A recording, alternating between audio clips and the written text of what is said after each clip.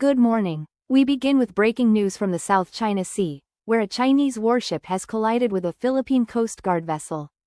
It's a dangerous escalation, synth, and a stark example of our running theme today. The world's most critical flashpoints are testing the limits of diplomacy, with consequences we are seeing in real time. Welcome to the Global Brief. It is August 11, 2025. Today, we track the diplomatic fallout from the ongoing war in Gaza, as a key Western nation announces a historic policy shift. We analyze the complex maneuvering between the US, Russia, and India over the war in Ukraine. And we examine how these geopolitical tensions are creating direct economic risks, from global trade corridors to national interest rates. And on this day in 1919, Germany's Weimar Constitution was signed into law, an ambitious attempt to build a stable democracy from the ashes of war. It's a sobering historical note, a reminder of how fragile international order can be, and how quickly political structures can be forced to adapt, or break, under pressure. That pressure is what we're tracking across the globe today. Our first story is about Gaza, crisis and condemnation. And now to Gaza, where the ongoing Israeli military operations, now on day 674, continue to generate a severe humanitarian crisis. Reports highlight sustained conflict and a dire situation on the ground, alongside recent arrests in Jerusalem. Indeed, synth, this protracted conflict is fueling significant global diplomatic and public discourse. We've seen strong condemnations, including Italy's defense minister stating the need to save Israel from its own government's decisions, and prominent artists like U2's Bono condemning the military action. It's crucial to note that reporting on this conflict comes from a spectrum of sources, some with distinct biases. While the core events are well corroborated by multiple international news agencies and regional outlets like Dawn and ENET News, viewers should be aware that sources such as Iran's Press TV have a strong pro-Palestinian, anti-Israel bias, while organizations like the Foundation for Defense of Democracies lean strongly pro-Israel. Our synthesis aims to focus on verifiable events and the breadth of international reactions. And the UN Security Council remains a central forum for this debate, with Israel facing serious accusations of violating international law amidst the ongoing operations. Precisely, synth. These accusations, and the global pressure accompanying them, carry significant long-term strategic implications. Beyond the immediate human toll, this conflict is redefining regional alliances and testing the very foundations of international humanitarian law. It forces a reassessment of diplomatic leverage and the future of security architecture in the Middle East, potentially reshaping global power dynamics for decades. Next up, Australia's diplomatic shift. Shifting focus now, to a significant diplomatic development that directly relates to the pressures we've been discussing in the Middle East. Australia has announced its intention to formally recognize a Palestinian state at the United Nations in September. Indeed, synth, this is a profound move, and it directly underscores the global ripple effects stemming from the ongoing conflict and dire humanitarian situation in Gaza. Australia's decision, signaling a potential policy shift among Western-aligned nations, could certainly influence others, with reports already suggesting New Zealand might follow suit, effectively creating a new diplomatic bloc. And it's important to emphasize, synth, the clarity of this reporting. This development is consistently reported across a wide array of high-credibility international news outlets, including Reuters, France 24, and Al Jazeera. The reporting is factual and focused squarely on Australia's official policy announcement, offering a high degree of confidence in its accuracy. Strategically, this shift carries immense weight. It signifies a potential fracturing of traditional Western consensus on the Israeli-Palestinian issue, potentially emboldening other nations to make similar declarations and increasing diplomatic pressure on Israel. This recalibration of diplomatic support fundamentally alters the international landscape, potentially reshaping future peace negotiations and the long-term viability of the two-state solution.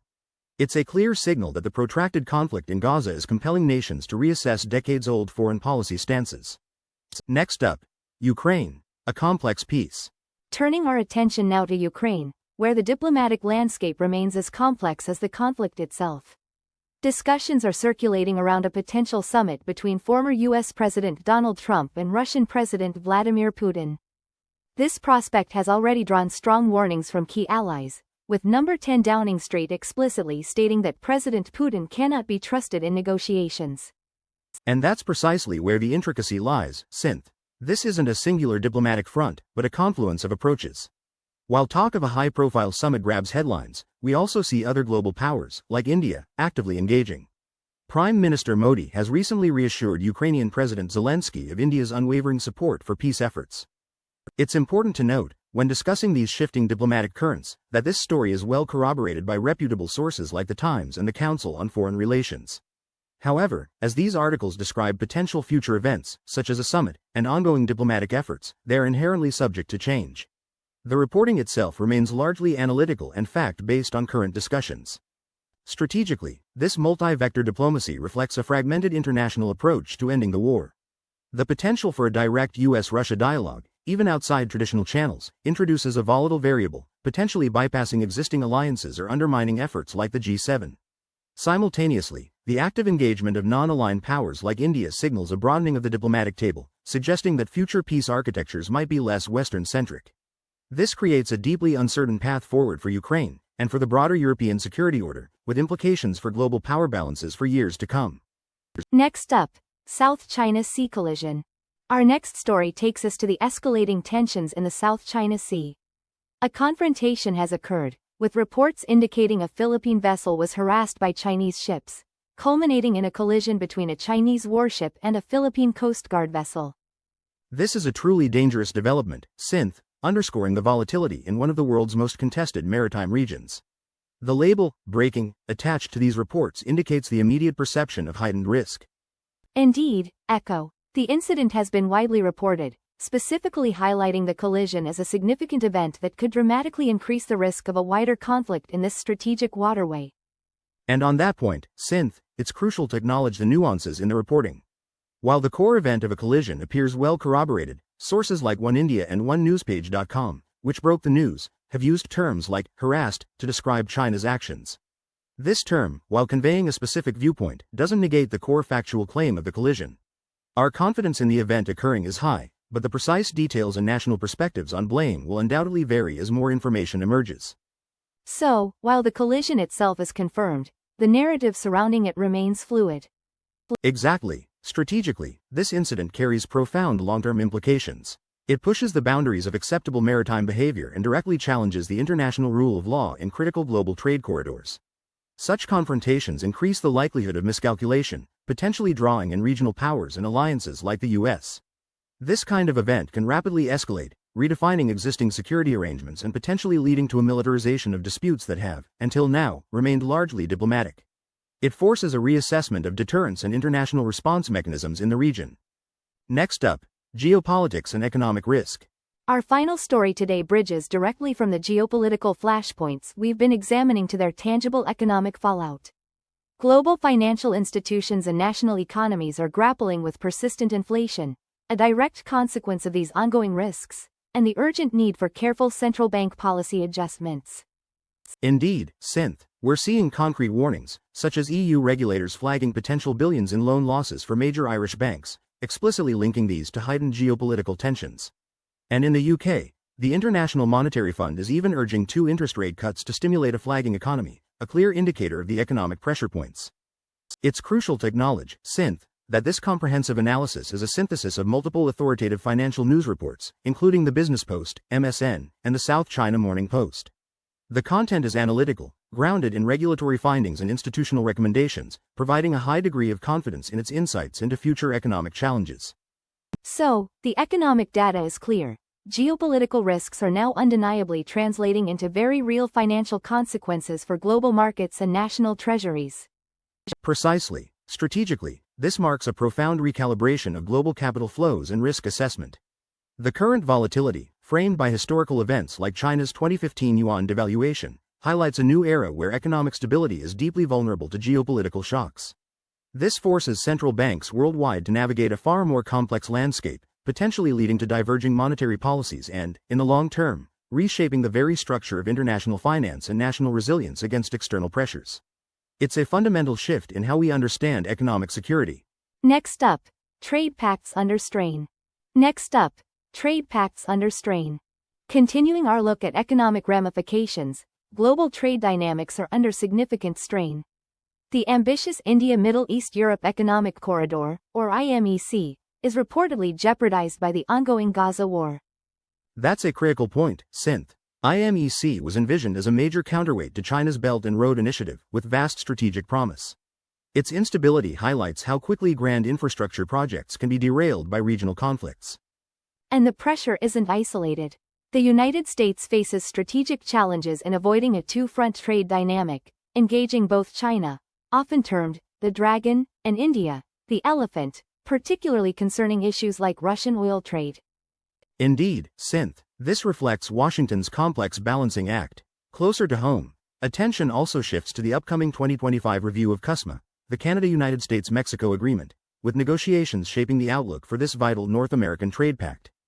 It's important to note, Synth, that this analysis draws from well-reasoned articles by reputable sources like the Indian Express, Mint, and MidlandToday.ca. These are analytical pieces on current geopolitical and economic trends, not breaking news events. The terms dragon and elephant are journalistic shorthand for China and India. So, the economic threads are increasingly intertwined with geopolitical shifts, forcing a re-evaluation of established trade relationships. Precisely, Synth. Strategically, these strains signal a profound fragmentation of the global economic order. The potential failure of initiatives like IMEC, coupled with multi-front trade pressures on major powers, fundamentally reshapes supply chains and investment flows. This isn't just about tariffs, it's about the weaponization of economic interdependence, leading to a deglobalization trend and potentially forcing nations into new, more resilient trade blocs. The long-term implication is a less interconnected, more volatile global economy, where security is increasingly defined by geopolitical alignment. Next up, G20 Summit Tensions. Our next focus is on the upcoming G20 Summit in South Africa, which is already facing potential disruption. Reports suggest former U.S. President Donald Trump may skip the event amidst rising tensions. Meanwhile, host nation South Africa is emphasizing specific agenda items, with its transport minister calling for women to be central to the summit's planning and execution. This highlights the dynamic and often challenging nature of major international forums, Synth. The G20, designed to foster global economic cooperation, frequently finds its agenda shaped by the political currents and strategic priorities of its member states. Indeed, Echo, the potential absence of a prominent figure like former President Trump, coupled with the assertion of specific national agendas, points to the intricate political complexities at play for this forum. And it's vital to frame this, Synth, with appropriate journalistic rigor. The claim that former President Trump may skip the summit is indeed speculative at this stage, though it comes from credible sources like MSN and EWN, making it newsworthy. The reporting primarily focuses on potential developments and stated priorities, which, by their very nature, are always subject to change until officially confirmed. So, the summit's full shape and ultimate impact are still evolving. Precisely. Strategically, this type of dynamic within the G20 carries significant long-term implications for multilateralism. The potential for key leaders to opt out, or for national priorities to overtly dominate the agenda, can fundamentally undermine the forum's collective problem-solving capacity.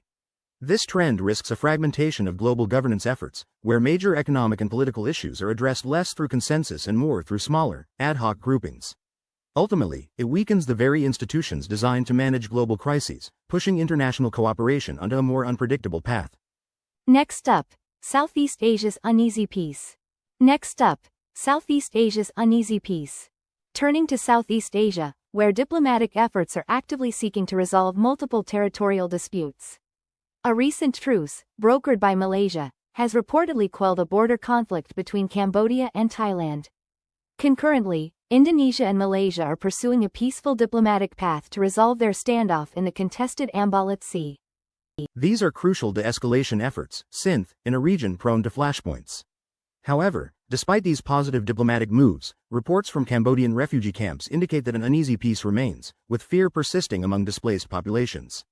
It's a reminder that political solutions don't instantly erase humanitarian scars. And on the reporting itself, Synth, it's important to state that this story is exceptionally well corroborated by a broad range of regional and international press. The combination of official statements on active diplomacy and direct observations from the ground regarding the lingering effects of past conflict provides a comprehensive and highly factual picture of the security situation in the region. So, a fragile balance between proactive diplomacy and the enduring human cost of past conflicts. Precisely. Strategically, this dynamic carries significant long-term implications for regional stability. While diplomatic initiatives like these are vital in preventing outright conflict, the lingering fear in refugee camps highlights the deep-seated challenges of achieving true, lasting peace beyond ceasefires. It underscores how unresolved historical grievances and humanitarian crises can continuously destabilize a region, forcing nations into a perpetual cycle of managing, rather than resolving, underlying tensions. This model of uneasy peace could become the new normal for many disputed territories globally. Next up, South Korea, scandal and stocks. Our next story takes us to South Korea, where an expanding investigation into the First Lady, Kim Ki-hee, is generating significant economic repercussions. Prosecutors have raided SEOHEE Construction as part of an inquiry into a luxury necklace scandal, and this has prompted a company suspension, impacting the market. This is a vivid illustration, of how high-level political turmoil can directly impact market stability. The immediate fallout is clear. A sharp drop in SEOHEE's stock price, reflecting immediate investor nervousness and a broader concern about governance. And on the journalistic front, it's important to highlight the robustness of this reporting. This story is widely covered by multiple authoritative Korean business news sources, including Chosun Biz and Mail business newspaper. Their reporting focuses squarely on the factual events of the raid and the subsequent market reaction, providing strong corroboration and a clear domestic perspective. So, the direct link between political scrutiny and economic volatility is undeniably playing out in real time. Precisely, strategically, this kind of high-level governance crisis carries profound long-term implications, extending beyond just one company's stock performance. It directly challenges investor confidence in South Korea's institutional stability and the consistent application of the rule of law at the highest levels.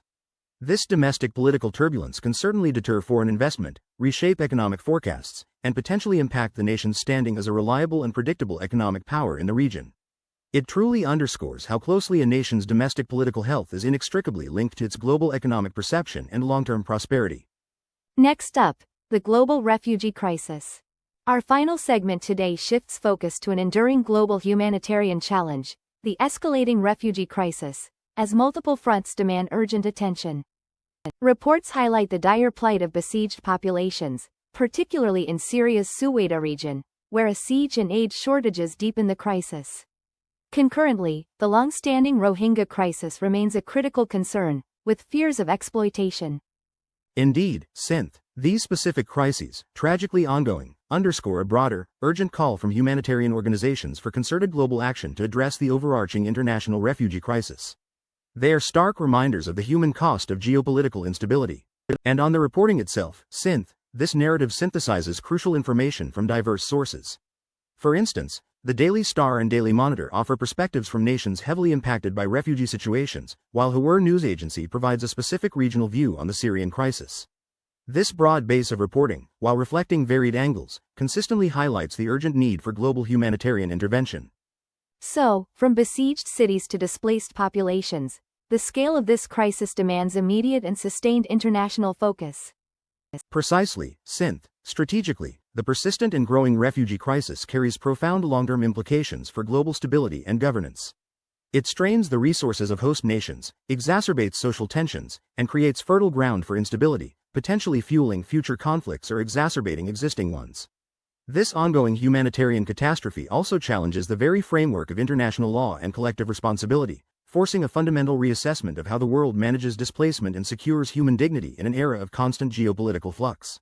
It's a humanitarian challenge with deep geopolitical roots and consequences. So today we see a world in flux. From the South China Sea to the UN General Assembly, the patterns are clear. Alliances are fracturing and national interests are being recalculated, often with volatile results. The question we're left with is, does this lead to a new, more multipolar form of stability, or a more chaotic and unpredictable era? That remains the critical unknown. We will continue to track the data points as they emerge. That is all for this edition of the Global Brief. For more nuanced global analysis, subscribe to our channel and share your perspective in the comments below. We will see you tomorrow. This program was produced by the Global Brief. All sources are available in the description.